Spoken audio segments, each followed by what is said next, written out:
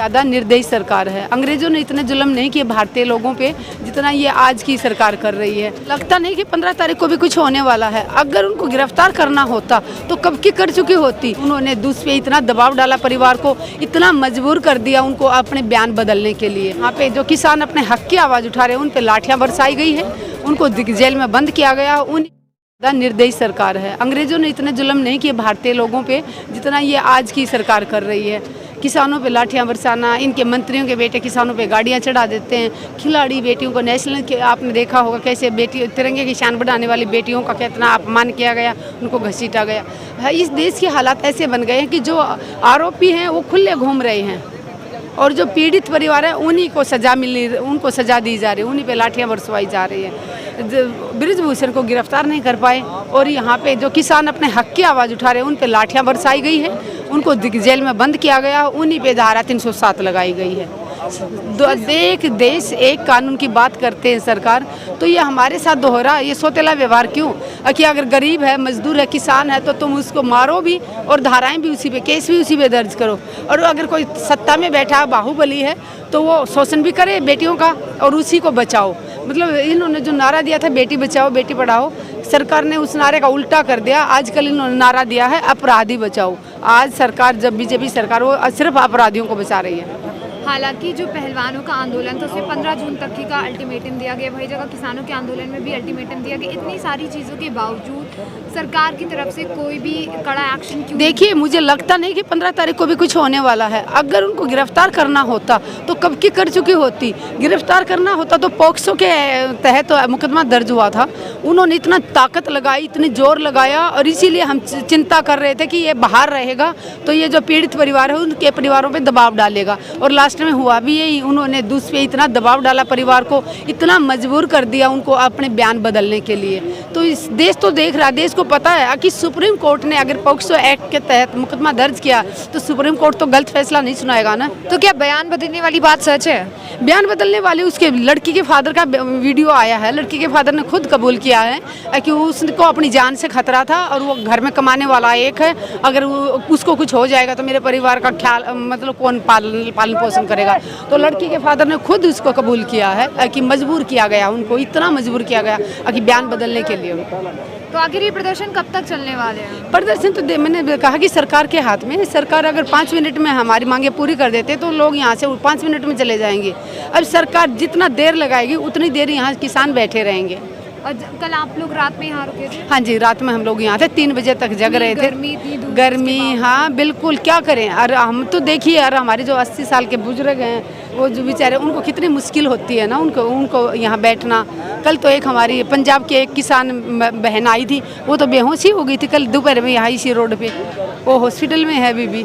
तो गर्मी बहुत ज़्यादा है, लेकिन कुछ अच्छे लोग भी बहुत हैं समाज में। सरकार अत्याचार करती है, घाव देती है, लेकिन कुछ मलहम लगाने वाले लोग भी हैं। जैसे यहाँ पे पानी की सर्विस दे रहे हैं, ये जो अभी है कुछ जीरा जल जीरा, कुछ ये लोग कुछ अलग अलग समाज के लोग आ रहे हैं, मदद कर रहे हैं।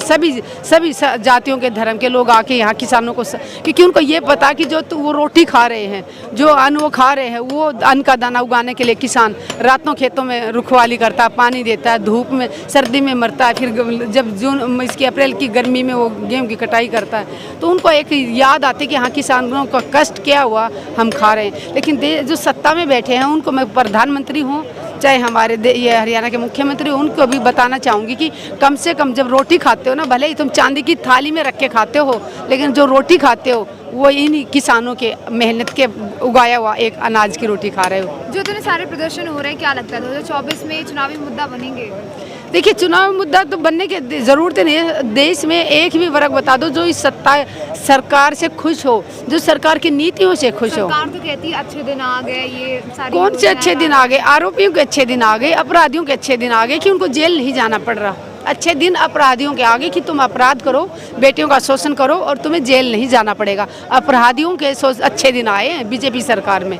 इतने सारे, चाहे कुलदीप सेंगर की बात करो, बृजभूषण की बात करो, संदीप सिंह खेल मंत्री संदीप सिंह की बात करो, तो ये सिर्फ अपराधियों के लिए अच्छे दिन है। बाकी आम जनता तो बहुत परेशान है। पुली का ये आसपास का क्षेत्र है, यहाँ पे सूरजमुखी की खेती ज़्यादा होती है। तो सूरजमुखी की जो MSP का रेट है वो 6400 रुपये है। सरकार ने खुद तय किया हुआ है, लेकिन जब किसान बेचने जाते हैं तो उनको उस रेट से उसकी फसल को नहीं खरीदा जा रहा। उनको हर फसल पे मतलब हर क्विंटल पे 1,000 2,000 का नुकसान हो रहा है।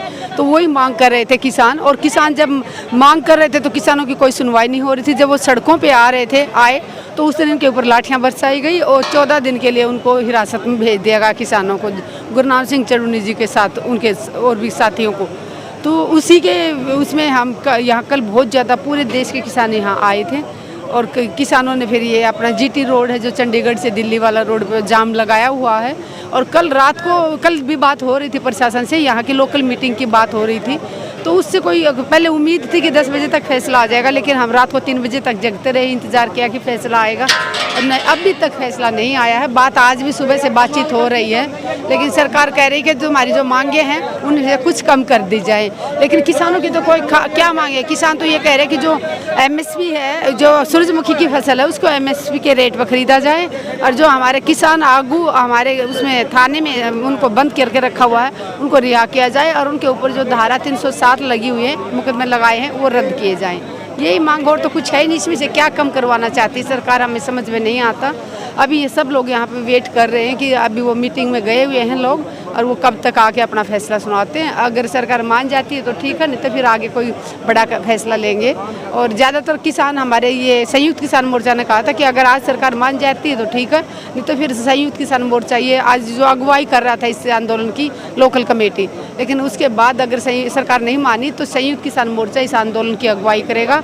और संयुक्त किसान मोर्चा जब अगुवाई करेगा तो वो अकेले सूरजमुखी की MSP की बात नहीं करेगा, बाकी सभी फसलों की MSP की बात करेगा, और पूरे देश के कोने कोने में आंदोलन शुरू करेगा।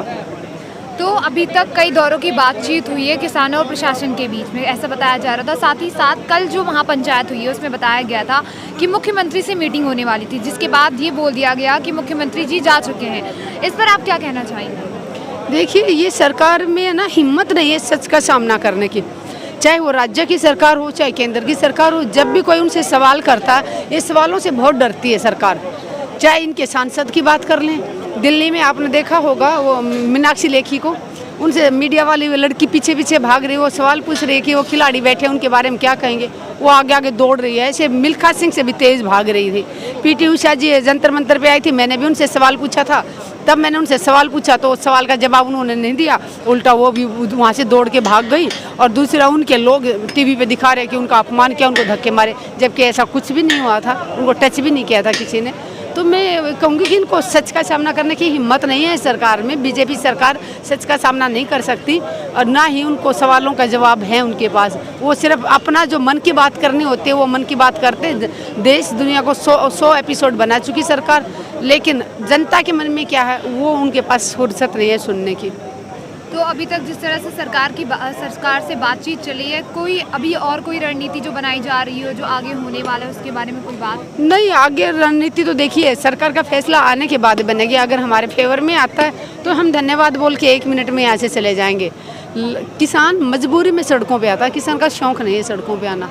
लास्ट हथियार है किसान का कि रोड जाम करना। रोड जाम करने से हमें पता है कि आम पब्लिक को बहुत परेशानी होती है, बहुत दिक्कत होती है, हमारे ही बहन भाई हैं वो भी, लेकिन मजबूर, क्योंकि किसान को कोई रास्ता और दिखता नहीं, सरकार उनकी बातें नहीं सुनती, तो उनको लगता है कि लास्ट हथियार हमारा यही है कि हम सड़कों पे उतरें ताकि कम से कम सरकार हमारी सुध तो लेगी। और जिस तरह से किसानों पर लाठीचार्ज किया जा रहा है, आज भी पंजाब में किसानों पर लाठीचार्ज किया गया, उस पर आप क्या कहना चाहेंगे? देखिए, ये सरकार अंग्रेजों से भी ज़्यादा। खबरों में बने रहने के लिए फोरम 4 को सब्सक्राइब करें और नोटिफिकेशन पाने के लिए बेल आइकन दबाएं।